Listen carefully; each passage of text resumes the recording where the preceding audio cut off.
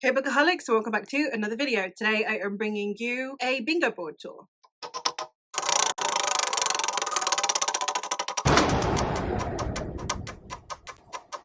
I have created myself some bingo boards as part of one of the challenges that I have for my spinner wheel. If you haven't watched my spinner wheel video, I will leave it linked, but all you need to know for this video in particular is that I am trying to diversify my reading a little bit. Even within my comfort zone genres, I just haven't been reading as widely as I would like. I have been very much sticking to authors that I know, or tropes or synopses that sound very niche to me, that sound very specifically to my liking, and I would like to broaden my horizons again. I would like to really delve into the genres that I like. So I have made myself 5 bingo boards for my top 5 favorite genres, which are history, romance, fantasy, sci-fi, and horror. And for those bingo boards, I have created a list of subgenres and tropes that are common in those genres so that I can make sure that I'm reading more widely. So today I figured I would go through all of the different prompts and the different interpretations that I have for those prompts, maybe some examples of books that are either of interest to me, especially for the subgenres that I have not yet tried, and all ones that I have loved in case you wanted a recommendation. So let's go jump in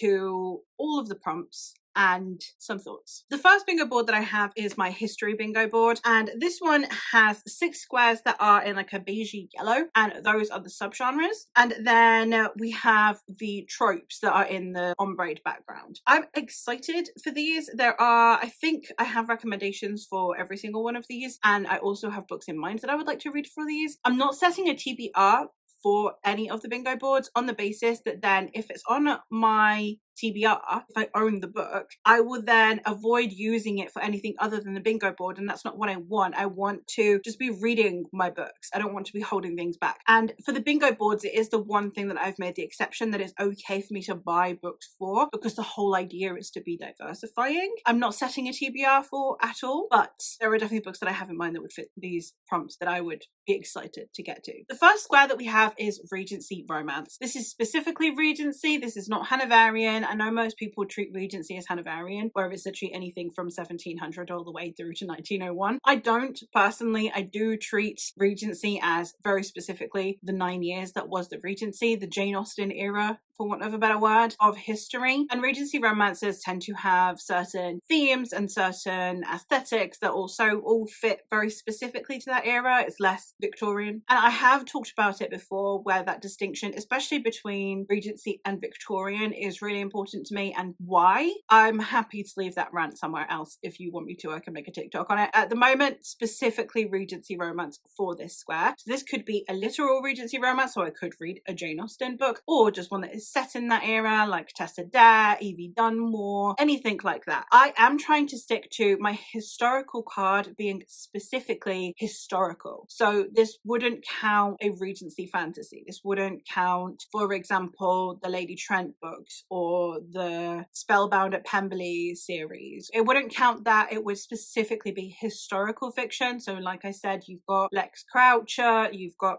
Tessa Dare, as I said already, those authors that are writing very specifically in the historical romance sphere. The next square, which is a trope, is a historical figure. So this is where it centers on the life of a real person from history. Philippa Gregory is known for this, although I have fallen out with Philippa Gregory in recent years. Anne O'Brien is my favorite author for this. I love that she does the same thing as Philippa Gregory. She centers women from history, but they tend to be more obscure women. It's not just Anne Boleyn, but also she does less bias in her books. So different characters, different perspectives, you'll get different biases instead of just the author imparting her opinion on this historical figure into the book, which I appreciate. So Anne O'Brien would probably be my go-to for this one, but also, for example, Hamlet, which is very popular at the moment. The movie's coming out soon. That is another one that very much would count for this, because it does center on Hamlet Shakespeare, who was a real person in history. So it doesn't even need to be an important figure. Not that Hamlet was unimportant, he was a child, but he was an 11-year-old boy that the only thing that we know about him is who his father was and that he died young. That is basically all we know about him. He's not important on a political or global or social level, but we still know who he was, and he was a real person. So that would still count. The next square is Gothic. This is once again trying to stay in the historical end of Gothic instead of going into the fantastical. So this one is very much in that gas lampy, Victorian, possibly Dickensian kind of style. I know that the 13th Tale, I think, would fit for this one. I haven't read that yet, and I've got that in for something else, not in the bingo boards, in my spinner wheel. I think that some of Kate Morton's books work for Gothic as well. I could be wrong on that one. And then there's like the literal Gothics. So any of the Bronte ones, Jane Eyre, Wuthering Heights, those would count as well. Again, because I'm trying to go for historical, I'm going less Dorian Gray and more Jane Eyre. There's nothing fantastical in Jane Eyre. So that's kind of where I'm drawing the line here, but I am excited for this one. I really want to get into more historical Gothic instead of it just being fantastical or horror. The next square that we have is legendary figures, which, unlike historical figures, which is based on real people, this is based on ones that are either not real or that the legend has altered so much that what we know of them is not directly aligned with what is real. For example, in here you have King Arthur. There possibly was someone that fit that criteria, but did he have a wizard bestie called Merlin? Probably not. Or we have Robin Hood, which there probably were people that were robbing from the rich to give to the poor. We don't know actually who Robin Hood really was. Those kinds of things. Any of those would count for this. The next square that we have is in the subgenre, and that is military, and this is literally any of the ones where the story itself is based around a conflict. So this could be World War II fiction, this could be War of the Roses, this could be any of the Roman Empire ones like the Punic Wars, for example. It could be from other countries, doesn't need to be Europe, it's just that that's what I know about and those are the ones that I can cite. Anything that is based on a conflict. So for example, one of the ones that I've read would be Brethren by Robin Young. This one is obviously centered on the Crusades, so we are following a conflict. We also have, for example, I have on my TBR Con Eagleton's War of the Roses, which of course is going to be centering on the War of the Roses. There's All the Light We Cannot See, which is based on World War II. Anything that is based on any form of conflict. The next one we have is religious zealots. This is another one that is a trope, and religious zealots appear quite frequently in history. Whichever religion, it does not need to specifically be Christianity. I know it's most commonly depicted in Christianity, but any religion,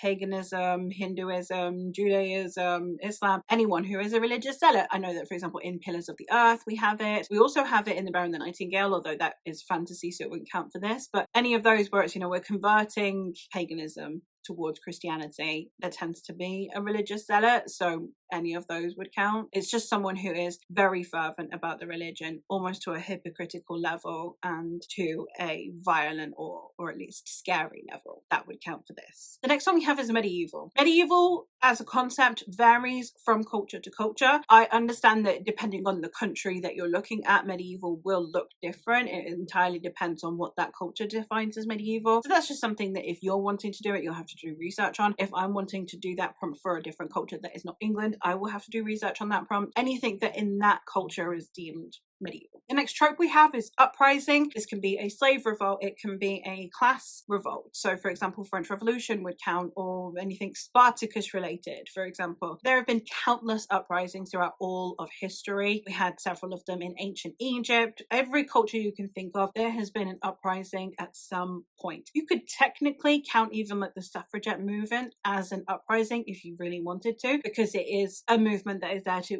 upend the status quo. You could, I guess, count the civil rights movement as an uprising, but I mean, most of the time we do consider it to have a more violent connotation, and therefore it would probably go back a little bit further. It would be a little bit more historical. But if you don't really like reading anything before World War One, then I would definitely still count both the suffragette movement and the civil rights movement to count for this. But otherwise, I would recommend that you go a little bit further back and look at the maybe slave revolts or the, like I said, the French Revolution, anything like that. And again, I need to look into other cultures as well and see what their uprisings look like. I know that South America has had tons of them. I know that Asia has had an insane amount of them. So I'm very excited to hopefully see more elements to this than just the Eurocentricness that I normally veer towards in my history. The next one that we have is folklore. This is the one where I will allow a little bit of magic, but it still needs to be somewhat centered on history. You can also use mythological characters, providing the angle of the story is the non-magical angle. So for example, the film Troy with Brad Pitt in it, that is a historical epic. There is no magic actually happening in that story. So while we are following Achilles and Hector and Ajax and Briseis, none of those are the magical versions of them. We're not seeing Thetis as a goddess. We're not seeing Achilles as a demigod. We're just seeing him as a person. So if they are presented in that way, if they're not presented as gods, they are presented as people, then mythology would count as well. For this one, I will also include where we merge the two. So for example, Lucy Holland does a great job of merging actual historical events and mythology. So for example, in her most recent one, which is the Song of the Huntress, we see actual historical kings and queens, but we also see the Wild Hunt and we also see Boudica. So Boudica obviously being a legendary figure, and then we also have the actual mythological characters like Gwynetheus, and then we have the historical figures, because there is some grounding in the history that I would also accept, but maybe not, for example, Circe, where she is a witch and she is a god, etc.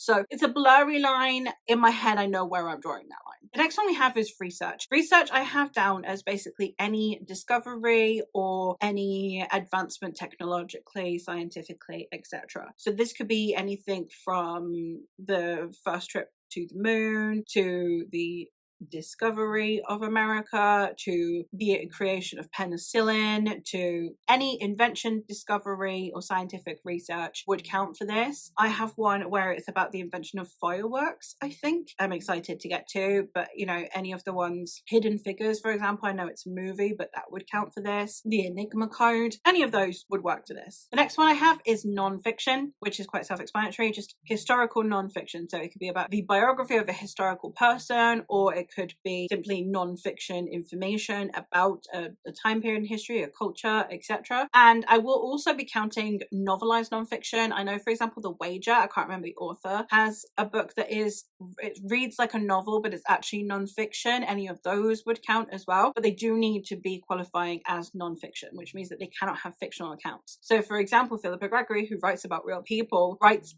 fiction. So these do need to be historically accurate. They do need to be researched. They do need to be declared non-fiction, even if they're written kind of like a novel. Some of the ones that I have on my TBR, I have several by Antonia Fraser, including The Six Wives of Henry VIII and Marie Antoinette. I also have recently received one for Christmas, which is The House of Dudley by Dr. Joanne Paul, which I'm very excited for. I have one on Attila the Hun. I have plenty to go for with this prompt. And the last one that we have is Dual Timeline. Dual Timeline is one that I actually really struggle with. Dual Timeline also tends to have at least an element of magical realism to it. If you can't find anything that doesn't have magical realism to it, that is fine. I really have struggled with dual timelines. I'm hoping I will find one that I like. I'm not counting generational sagas in here. So for example, if you're following the mother and then you're following the daughter and then you're following the granddaughter, because they're not running parallel to each other, it's all consecutive. I wouldn't count that as dual timeline. But where the 2 stories or 3 stories or whatever are running parallel, like Wayward by Amelia Hart, like The Lost Apothecary by Sarah Penner, those being a couple of the most popular ones. I would say that those are the type that fit, the one where the stories are all kind of running alongside one another. So now we're going to move on to my horror card. Now this is one where I have probably read the least widely in, but it is one that I'm very excited to get to. On this one, we have 6 squares that are in white, and those are the subgenres, and then we have 6 squares that are in the black to red ombre, and those are the tropes. The first one we have is paranormal. Now this is paranormal horror, so paranormal romance wouldn't work for this. A shifter romance doesn't work for this because it's the horror card. So this is more To You Shall All Flesh Come by Lumen Reese, which is vampire horror, or Exorcist, for example. Anything that constitutes the paranormal, so ghosts, vampires, werewolves, witches, anything like that in a horror setting, you're good to go. The next one that we have is Final Girl, and this trope is literally where there is a group of people and by the end of it there is only one person left surviving, who is normally female. We get that a lot. It happens in Texas Chainsaw Massacre. We get almost a final girl in House of Wax. It happens a lot in horror, and it's a trope that I find interesting, actually. So I'm excited to get into the trope a little bit more. I know it's like a really overdone trope, but we'll see. Obviously, this is going to be one that's a bit difficult to find out, because obviously then you get spoilers, I suppose, that you know only one person's going to survive, but I am excited to give the trope a try. The next one I have is, once again, we have Gothic, but this time it's Gothic horror. So we can have paranormal elements in this one, for example, a Dowry of Blood or House of Hunger, that Gothic atmosphere, that vibe, that almost lyricism to the tone. But we are actually in this one permitted to have something paranormal, something fantastical, unlike with the historical one where I want it to not have any kind of magic to it. So they're the same, except that one is without magic and one is with magic. That's it. So as I said, in the historical one, it's more Jane Eyre, not Dorian Gray. This is the reverse. This is Dorian Gray, but not necessarily Jane Eyre, because I wouldn't say that Jane Eyre is horror, but it is Gothic. The next one we have is another trope, and that is haunted house. This is one of my favorite horror tropes. I have a few on my list. I know that there's a Tananarive Do one, and I know that River Solomon recently got one out. I'm very excited for both of those. A load of horror that I have read, I've really liked that have been haunted house, including Starling House and The House with Good Bones and Mexican Gothic. All of those would work for this. This is not one that I'm struggling for recommendations on. The next one that we have is cosmic, and that is to read a cosmic horror. So this could be anything that's eldritch or anything that's otherworldly, or anything that is a bit Lovecraftian in vibe, thinking, for example, Bloodborne-esque if you're a gamer, or again, something that is otherworldly. Stranger Things, for example, is a cosmic horror. So I'm excited to get into this genre. It's not one that I've read an awful lot of. I've read Meddling Kids by Edgar Quintero, and I've read The Hollow Places by T. Kingfisher, which I also absolutely loved and would highly recommend. So yeah, I've got a few in there I'd like to read more. The next one we have is a trope, and that is splitting up, which is where you have a group of people that are supposed to be sticking together because, you know, bad, scary man, but they all split up instead. Again, this is a trope, so I'm going to probably have to ask around for this one. It can be an annoying trope, but it can be done well, so I'm hoping that I will find one that I will like for this prompt. The next subgenre that we have is folk, which is folk horror. This is anything that is intrinsically linked to folklore. So this could be like a really just dark horror-based fairy tale. This could be one that simply has folkloric vibes. I know that the ones that I am excited for, the one I'm most excited for is Only Good Indians by Stephen Graham Jones, but I know that there are quite a few on my list that I'm excited to get to. I just can't think of any at the minute. But then also any of the ones that are like horror adjacent, so for example Where the Dark Stands Still would also count for this one. I think CJ Drew's Don't Let the Forest In also has a folk horror vibe to it. Anything that feels that folkloric, earthy, whimsical, but horror vibe I think would work. The next trope that we have is small town. Small towns are very creepy. They tend to either be very isolationist, which in a modern setting means that, for example, you can't get phone coverage, or it means that you have to wait for a part for your car that broke down, so you're stuck there for a while. It's an awful lot of being like stuck. It can also be small town mentality, so you can have things like witch trial ones where there's a lot of judgment. You can have cult ones that tend to be small towns. Anything like that. The small town vibe does kind of creep me out when it's done well in horror. It's one I'm looking forward to. Can't think of many off the top of my head. Sorrowland by Rivers Solomon is the only one that's coming to mind at the moment because it is set in like a cult. Any of the small town ones would work for this. The next subgenre that we have is a slasher. I haven't actually read any slashers, I don't think. It is one that I'm wanting to try. That's why this is on the board, because it's a genre that I want to try. I've watched a load of slashers. I've watched a load of Friday the 13th movies. I've watched a load of Halloween movies. Again, Texas Chainsaw Massacre. I like slasher movies when they're really cheesy and campy. I haven't actually read any, so I just want to see what it translates like, how that tension is built on page, because obviously a lot of it is jump scares and I don't know how a page is going to jump scare me, so I'm curious. I know that Stephen Graham Jones has a series of slashers, they're like Jade Daniels books. I can't remember what the individual books are called. I'm really excited to give those a try. That might be also a fun one to get to. The next one we have is monsters. So this is any of the you are getting attacked by something that is monstrous would work for this. I would also count aliens for this if they are not humanoid, but yeah, any kind of big scary creepy monster would work in here. The next one we have is Possession, another one that I have not read. I watched The Exorcist and I've watched Annabelle, but I haven't actually read any books that feature a possession. I know My Best Friend's Exorcism is quite a popular one for this. I am going to look around and see what I can find that would work. But yeah, I'm excited to try this one because I think that it can be done really well. It could be done really campy, which could be fun, but I also think that it can be done in a really rich way that I'm really excited to get to. So hopefully I can do that sometime soon. And the very last one that I have on here is a trope. I don't know how easy this is going to be to find. This might be a dud, but I love the name of the trope, and that's why it's on here, and that is Death to the Fornicators. I mean, this happens in House of Wax. This happens in, I think it's also in one of the Texas Chainsaw Massacres. Can you tell those are the ones that I've watched the most? I know that they kind of parody it in one of the Scary Movies as well, but it's, yeah, like a couple are about to get it on, like they're, you know, camping and they're about to get it on, or they're in like a hotel that is actually filled with serial killers or something, and they're about to get it on, and then like he goes to go check because there's noise, and he's like really pissed off because he's about to get laid and now he's got to go check what this noise is. You know, they end up dying, and it's normally like such a minor thing in the plot, but like the fact that it's a trope just made me just cackle, so I had to put it on here. The next board that we have is the romance board, and this is both romance and romantasy. Also we count erotica, paranormal romance, anything where romance is at least 50% or more of the book.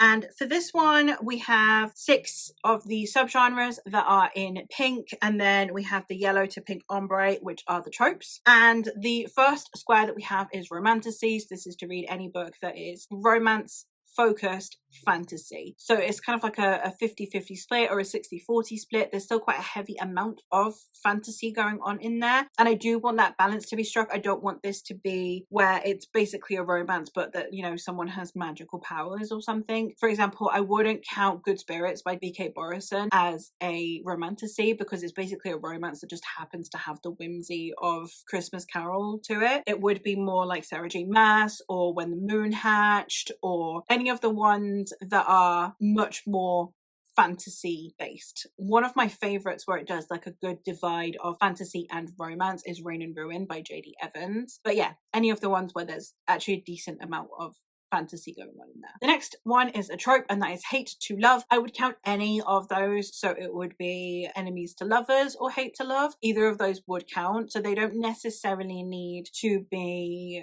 full-on enemies. They can just have disliked each other. So it can go from office romance where they're just two people that kind of irk each other and get on each other's nerves, all the way through to a romantasy where they are mortal enemies. Any of that would count. So that could go anywhere from the hating game through to the Hurricane Wars. The next square is historical. This can be any historical romance. It doesn't need to be Regency romance. That's what I gravitate towards the most. This is where we could also have fantastical historical. So while with the historical square I said I wouldn't be counting things like Spellbound at Pemberley by Abigail Reynolds because it does have magic in it, I would count it for this one because it is set in our world in history. There is no reason why it has to be accurate or why it has to be specifically non-magical. So this gives me a lot more wiggle room with history, but it has to be set in our world and it does need to be set prior to the last couple of decades. With this one, I wouldn't necessarily count, for example, the 90s. For historical, if it's an important event, if we were following, for example, like the Afghan War, I would count that as historical. With romance, I don't count the 90s as historical because it doesn't really have any historical significance unless it's on the backdrop of something. It's a bit of a blurry one, but anything I think prior to World War II, unless it's specifically against a historical backdrop. So if it's a romance that is specifically against the World Trade Center, the crash of the World Trade Center, that maybe. But if not, it would have to be, if it was just a romance that was set in 2001, it wouldn't count. So it needs to either have historical significance or simply to be set before World War II. Is my mindset on this one. I will almost certainly be reading Regency romances, but I have read a couple of Victorian romances, including The Half Killed by Quimby Olsen was a great one, and that's Victorian, I believe. We've got the Marvelous Light series by Freya Marske, which are Edwardian. They're Edwardian. Any of those, I guess, I would count. The next square is another trope, and that is fake dating. And for this one, it is any of the situations in which people need to pretend to be dating. It could be just at the beginning. It could be that that's the ruse for the entire story. So it could be anything from the first Bridgerton, where they spend the majority of the book pretending that they are dating so that she can attract suitors, etc. Or it could be where they need to fake date for a brief situation. Any type of situation which they at least need to pretend to date for a moment would count. The next subgenre we have is paranormal. So while paranormal horror didn't count, for example, a shifter romance, this one does. So a vampire romance, a shifter romance, any of those, any of the things that you deem paranormal, any of the witchy romances. I have a whole vlog where I read a load of witchy romances for Halloween. Any of those would count for this prompt. So this one has a lot more variety. I think that is quite a well-known genre. It doesn't need to follow in your typical paranormal romance setup where you have one couple per book and they tend to be like 12 books long. It doesn't need to follow that format. You could have Twilight, for example. So it could be either like one series that follows it, or it could be one long series that follows multiple couples. Any of that would apply, just as long as it has something paranormal in it, witches, ghosts, werewolves, vampires, etc. The next square that we have is another trope, and that is second chance. So this is where the couple were together and then have now split up. Again, it doesn't really matter what the subgenre for this one is. So it could be like the X-Hex by Erin Sterling, or even the likes of, for example, One Day, because I know that that is one where they're not quite exes, but they kind of keep parting and coming back together. Even that I would count. But any of the ones where the couple in question do have a prior relationship and are now seemingly interested in each other again. The next square, which is another subgenre we have, is cozy. This is one that I normally struggle with. There are a few that I have loved. The Phoenix Keeper was one of my favorite romances of last year, so that one would definitely count. The Honey Witch was another one that I did really enjoy. I know that a lot of people love, for example, TJ Klune. His ones weren't quite my thing. The House in the Cerulean Sea ones, I haven't tried his Wolfsong ones yet, but I don't think those are cozy. The House in the Cerulean Sea was just fine for me, and I didn't like Legends and Lattes. Either of those would definitely work for this prompt. The next trope that we have is forbidden love or forbidden romance. This is your Romeo and Juliet setup. This is people who are from opposing factions, or they're from different classes, for example. So she's a princess, he's a pauper, her father will never let them marry, or like with Romeo and Juliet, they're on opposite sides of a conflict. This can vary in scale depending on the book. So this could be a forbidden romance in the sense of in a contemporary setting. It could be, for example, two people who are from different religions, so they don't know how to overcome how will they marry because they are from different faiths. It could be from as simple as that all the way through to the prince and princess of opposing warring factions in an epic fantasy. Any of that would work, providing the romance is the central point. The next square that we have, the next subgenre that we have, is erotica. This is any of the books that are heavily spicy. So this is the ones that,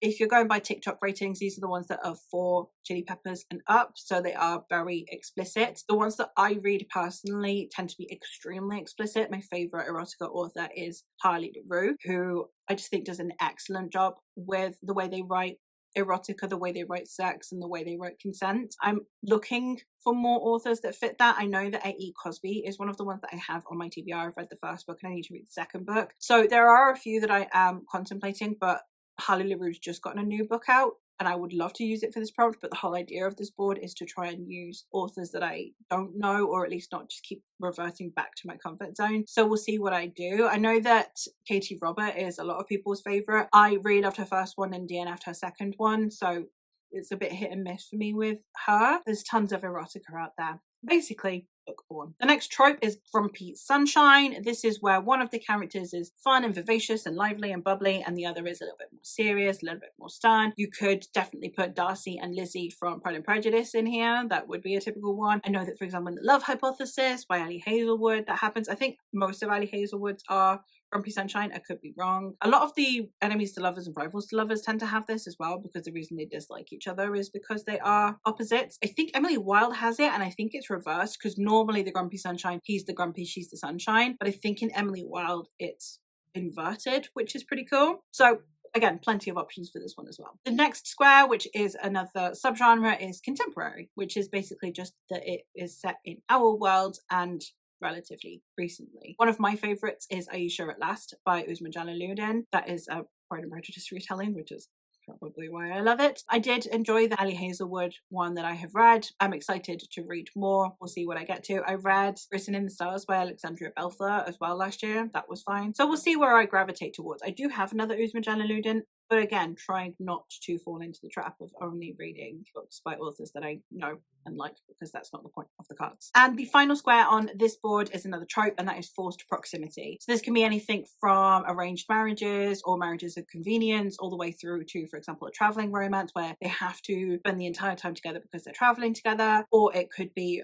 from the perspective of someone who is like trapped together. They could be like stuck on a boat together, or stuck in a room together, even stuck in a house together. Any of those would count. One of my favorites is For the Wolf by Hannah Witten. I know this one has a bit of mixed reviews, but I love this one. I would say that Uprooted works for this as well, because they are stuck together and it is a romance. Like, he takes her away from her people, but because he needs to, and then they're going to work together, and then they fall in love. So that one would count. Loads, especially in fantasy, but even in contemporary, there are ones where it's forced proximity because they need to work together, or because they need to share an apartment for whatever reason. So there are quite a few. The next card is the science fiction card, and this one has 6 prompts that are in blue, and those are the subgenres, and then we have 6 prompts that are in ombre, which are the tropes. So the first one we have is space opera. This is literally any of those big epic ones that are set in space. This could be anything from Far From the Light of Heaven, which is a standalone, through to a massive long epic like The Expanse, any of the ones that are just set in space on a large scale. The next one we have is First Encounters, which is where we encounter a new species for the first time. So it could be a new alien species. One of my favorite first encounters is actually To Be Totally Fortunate by Becky Chambers, where they investigate different planets and they find things like small creatures or microbes or plants. Anything that is living technically would count for this, so I would count that. And then there are your obvious ones, like for example the Christopher Palmini fractal verse, and I know that some of Adrian Tchaikovsky's ones, all of his big space opera ones, The Children of whatever, those tend to also I think be first encounters. So there's plenty for me to choose from. It's just one that I'm a bit hesitant about because it depends on how well it's done. My favorite iteration of it in the typical sense of encountering an alien species is the second book in the Texiclan series by Arcady Martin. The next one we have is Dystopia, which is, you know, the world's gone to shit and now we need to do something about it. One of the ones that I have read and really liked is the Aestus duology by S.Z. Atwell. We also have Feed by Myra Grant. Myra Grant tends to do a lot of dystopia. I do really like that. Any of the dystopias would count. You can read a classic like any of the George Orwell ones, or Fahrenheit, whatever the numbers are. I have dyscalculia. Any of those would work for this prompt. The next one we have is AI. I will be counting also robots in here, but basically anything that has artificial intelligence. So it could be a ship with AI, it could be literal androids, it could be robots, anything that has a say on the system and that has its own level of sentience. Monk and Robot, for example, would work for this, even though it's cozy, or then you could have the ones that are a little bit more horrifying and a little bit scarier. There are options. The next one we have is Afrofuturism, and this is basically that centers a African-centered future, hence the Afrofuturism. My personal favourite is Who Fears Death by Nnedi Okorafor, but also, as I already mentioned, Far From the Light of Heaven by Tabe Thompson. Octavia E. Butler is the queen of Afrofuturism. There's plenty out there, and if you want a channel that talks a lot about Afrofuturism, I will leave 2 of them linked down below that you should definitely check out. The next one that we have is a trope that I actually despise, and that is time travel. So we'll see how I fare with this one. I didn't mind This Is How You Lose the Time War, and I loved Kindred, but there are a few and far between occasions in which I find time travel amusing or entertaining. This is literally any book that features any kind of traveling through time. The next one we have is steampunk. I haven't read any steampunk. I've watched steampunk, and I think one of the middle grades that I read when I was a child was steampunk, but I haven't read any in a hot minute. And it is literally anything where the technology is specifically steam powered. So it tends to be in a Victorian-ish setting, but where steam power is more advanced than it actually was. So you could have like steam powered aeroplanes or steam powered submarines, steam powered other things that weren't actually available at the time. I'm excited to give this a go. I'm fairly certain Jules Verne is one of the steampunk dudes, and I do have one of his, so that could be a good one, but I'm open to suggestions for this one. The next one I have is space pirates. That's quite a typical one that you see in a lot of the space operas where there are pirates. So sometimes they are villainous, sometimes they are like invading the ship and trying to ruin your life, and sometimes they are space pirates in the sense of like they are against the larger corporations or the whoever the ruling classes are. They're a little bit Robin Hood-esque. So either or would count. They don't need to be villainous pirates, just any kind of pirates that are set in space. The next one we have is cyberpunk, which is literally to read a book that is cyberpunk. So that is where we are in a more cybernetic society. So if you think of like the video game cyberpunk, I think that Ready Player One would count for cyberpunk. I know that Warcraft by Marie Lu would count for this. Any of the ones where technology seems to be even more prevalent in our lives, to the point where maybe we're getting implants of technology, or where everything seems to be digitalized even more than our current society. I haven't read very much in the way of cyberpunk. Basically, they all have like really bright neon covers, and that is just not my vibe. But I really do want to try more cyberpunk, so that's why this is on the board. The next trope that we have is cloning, which again can be any kind of cloning. It can be cloned like in Star Wars, where they're, you know, like these robot type things, or it could be clones in the sense of where we've cloned the DNA of another human being. Any of those would work. I know that Never Let Me Go has a kind of element of that. I can't really talk about it too much. So any of the ones where we are artificially cloning someone. The final subgenre on this board is sci-fantasy. So this is where there's a hybrid of sci-fi and fantasy. Chello's Gate by Maurice Avich, or Ashes of the Sun by Django Wexler, or The Ninth Reign by Jen Williams. Any of those would count. Anywhere there is both magic and sci-fi. I would personally say that Star Wars counts as sci-fantasy because it's basically space wizards. So you have the magic part, which is the Force, and then you have the science part, which is the space part. So that I would also count. Anything where the science and the magic seem to converge. And then the final square that we have on here is alternate history. And to me, alternate history would, in this case, I guess, need to be one of the punks, like the cyberpunk or the steampunk or like biopunk, or anything that is set in our history, but that there are changes. So for example, the Underground Railroad would work for this because it's set in our history, but where the Underground Railroad was a genuine railroad, where it's actual trains, for example, that would work for this. And then the final board that we have is we have fantasy, which is the one that is easiest for me to give recommendations for. It's the one that I've read most widely in. This is more just to encourage me to go back to my roots and actually start reading that level of variety within the genre again. So on this board, we have 6 grayish whitish squares that are the subgenres, and then we have 6 ombre squares, which are the tropes. The first one we have is a subgenre, and that is supernatural. This kind of overlaps with paranormal, but I would also count, for example, superheroes in here if it is a magical version of it. But yeah, anything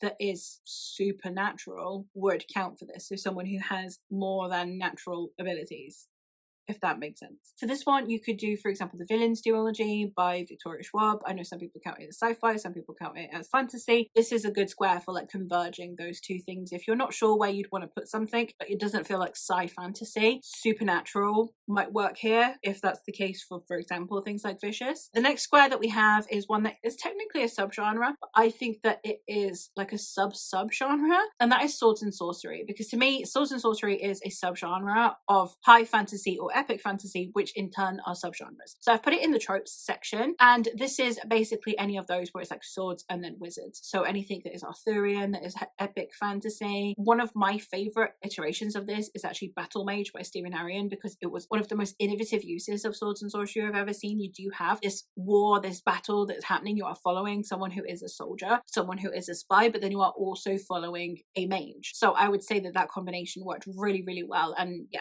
I would say that's one of the best swords and sorcery iterations that I've read. The next one that I have is epic, and for this one, it is any of those big epic sagas. It could be any of the really popular ones like Realm of the Elderlings or Game of Thrones, Lord of the Rings. Any of those would count. Obviously, you also have newer versions of that. So you have, for example, the Chronicles of the Wolf Queen by K.S. Veloso, the Tide Child series by R.J. Barker, for example. Next we have is investigation. So this is where you are combining fantasy and mystery or murder mystery of some kind. The most popular one to be doing this recently is the Call of the Leviathan, I think it's called, or something of the Leviathan series by Robert Jackson Bennett, that starts with the Tainted Cup. I know that those are like a murder mystery investigation type one, but there have been loads throughout the history of fantasy, and I like when the two are combined. I like the magical element of the investigation. This one is one that I wanted to branch out more into. The next one we have is Grimdark, which is one of my favorites, I would say. 2 of my favorite series are in there, one being Empire of Dust by Anna Smith Spark, and the other being the Godblind series by Anna Stevens. Both of those fantastic.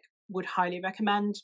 always looking for more grimdark, especially by marginalized authors. The next one that we have is another trope, and that is the chosen one trope. And for this one, we have obviously all of your typical ones that you have. I personally would not call Lord of the Rings a chosen one. I know that some people say it's a chosen one. I don't think that it's a chosen one. Frodo did the choosing, not the other way round. I don't know. Narnia, for example, would work for this. One of my favorite iterations of the chosen one trope is in the Ruin of Kings or the entire Chorus of Dragons series by Jen Lyons. I love that series, and our protagonist is a chosen one, but he is prophesized to destroy the world instead of save it, which also was a great twist on it, and I just love Kieran as a character. So that is another one that I would recommend. The next one that we have is mythology. This again overlaps with some of the ones that we saw in the historical one, but this is where the really magical part can come in. So where, for example, things like Green Teeth by Molly O'Neill could come into play, or where any of the Genevieve Gornichek ones, any of the Man Like Miller ones, Vaishnavi Patel, that kind of level of epic mythology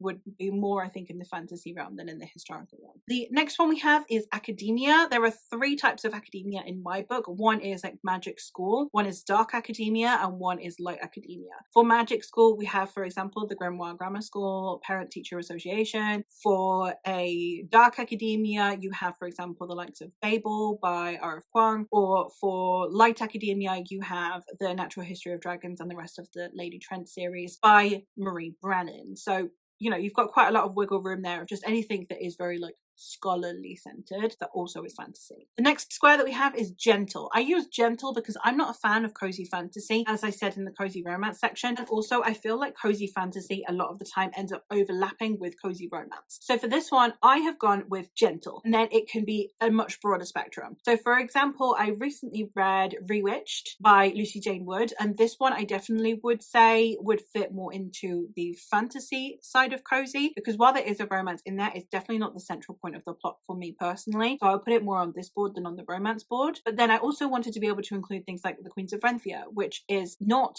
cozy at all. Lady Trent is also not cozy at all, but they are gentle. I wanted it to feel a little bit broader than the low stakesness of what we have recently come to call cozy fantasy. So it seemed like a more all-encompassing word for anything that is basically the opposite of grimdark. So to some people, Lord of the Rings might feel like a slog, but to some people it might feel comforting, in which case you could put it in cozy. So it's a little bit more open to interpretation, I think, when we just say gentle, because there's nothing overly harrowing or distressing that is happening in Lord of the Rings. We're not reading it and listing out all of the trigger warnings, you know, but for example, if you're reading Joe Abercrombie, there might be things that you're like, no, I don't feel mentally prepared to read that. So because of that distinction, I basically had gentle, which is just the direct opposite of grimdark. The next trope that we have is dragons. This can be literally any dragon fantasy. This can be anything from middle grade all the way through to adult, it doesn't matter, and it just has to have dragons in it in some way, shape or form. They do not need to be magical dragons. It could be like in Lady Trent, where they are simply other animals that kind of live in this world, or they could be completely sentient animals like you get in the Chorus of Dragons, that where they're more like characters. You can have obviously like Aragorn and Dragon Rider and all of those where the dragons are really central, or you can have like in the Empire of Dust where the dragons are very background and they just exist. There's no real restrictions on this one aside from the fact that they need to be dragons. I would count sea serpents if you want to, and obviously any of the variations of dragons like wyverns or the Asian style dragons that don't have wings, any of those would also count. The very last subgenre that we have on here is historical. So this is historical fantasy, i.e. epic fantasy, but that happens to be set in our world. The most obvious one, of course, being the Bear and the Nightingale / Winter Night series by Catherine Arden. City of Brass / David series would also work for this. However, for example, the Poppy War, which even though it is based on our world, it is not set in our world, and therefore this one doesn't count. It can't be just based upon our history like Game of Thrones, which is based on the War of the Roses. It does need to actually be set in our world. Another one that is on my TBR that I'm very excited to try is The Familiar by Lee Bardugo. This one is set in historical Spain. There are loads going around that are fantasy and also set in our world. There will be also considerable overlaps, I imagine, with the mythology square.